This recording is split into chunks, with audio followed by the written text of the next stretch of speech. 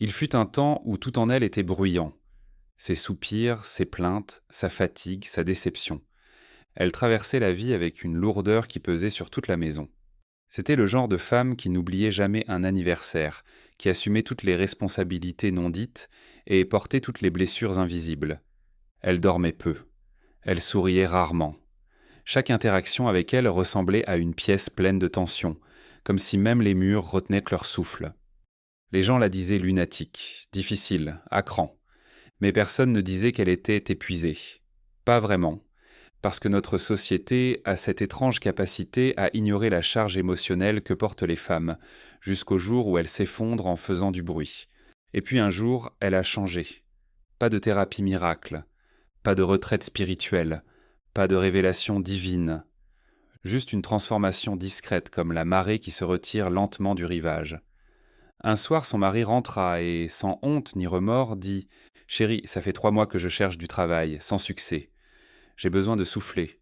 Je vais boire une bière avec les copains. » Elle ne broncha pas. Elle dit simplement « Très bien, prends soin de toi. » Son fils, autrefois le chouchou de la famille, arriva, les yeux remplis de honte. « Maman, j'ai échoué à toutes mes matières à la fac. » Elle ne cria pas, elle ne pleura pas.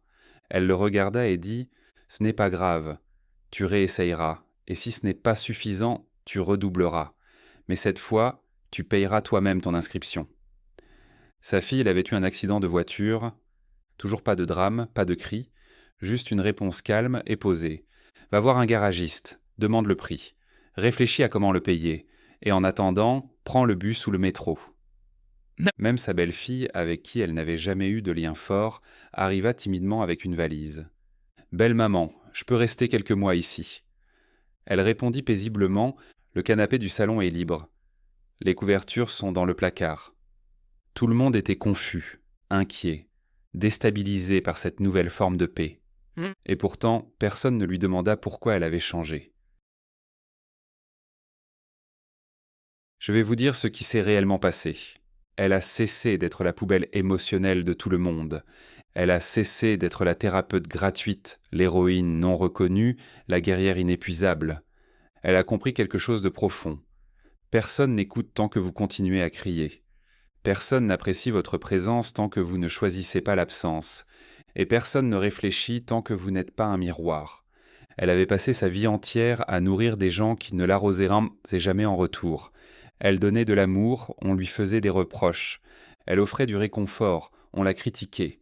Elle fournissait des efforts, on attendait encore plus. Et malgré tout, elle continuait. Mais un jour, elle a arrêté. Elle n'a pas arrêté d'aimer. Elle a arrêté de se sacrifier. Elle a choisi la paix au lieu de la perfection. Les limites au lieu de l'épuisement. Le calme au lieu du chaos. Et les gens ont dit qu'elle avait changé. Ce n'est pas vrai. Elle s'est simplement souvenue de qui elle était avant que le monde ne lui impose un rôle. Il voyait son calme, mais pas la tempête qu'il avait fallu pour y arriver. Son silence n'était pas de la soumission, c'était de la maîtrise. Sa douceur n'était pas de la faiblesse, c'était de la force.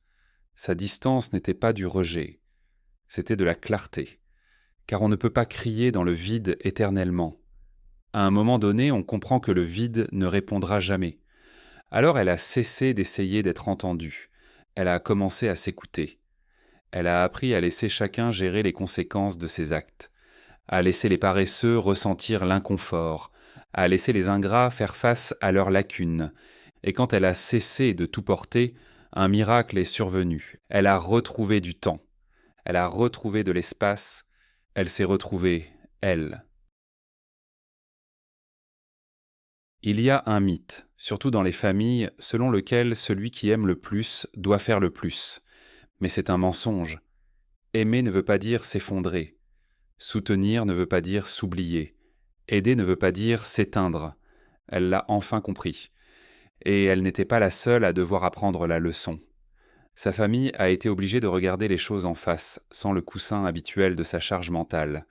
Ils ont commencé à voir leurs propres failles, parce qu'elles ne les camouflaient plus. Et dans cet inconfort, la croissance a commencé. Changeons de regard. Parlons maintenant des couples. Parlons du fait d'être un miroir. Si tu as une femme douce, loyale, rayonnante à tes côtés, ne crois pas que c'est un hasard. Elle a été façonnée comme ça.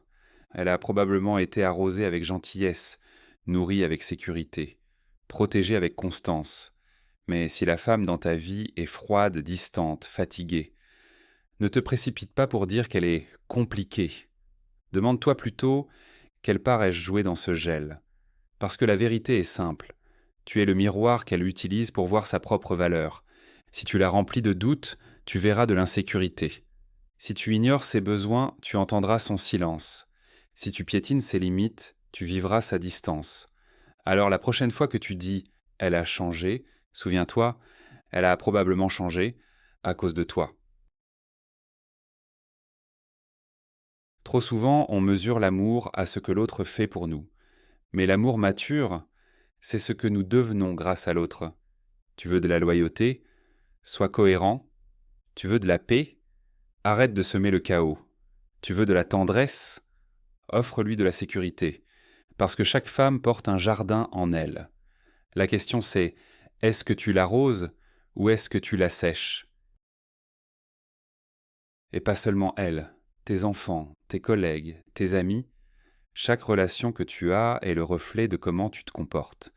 Donc si tu ne rencontres que froideur, si ton entourage semble s'éloigner, ne pointe pas du doigt le monde, observe tes actes, écoute ton ton, analyse tes habitudes, choisis d'autres réactions. Parce que la version que tu perçois chez l'autre, c'est souvent celle que tu as contribué à créer.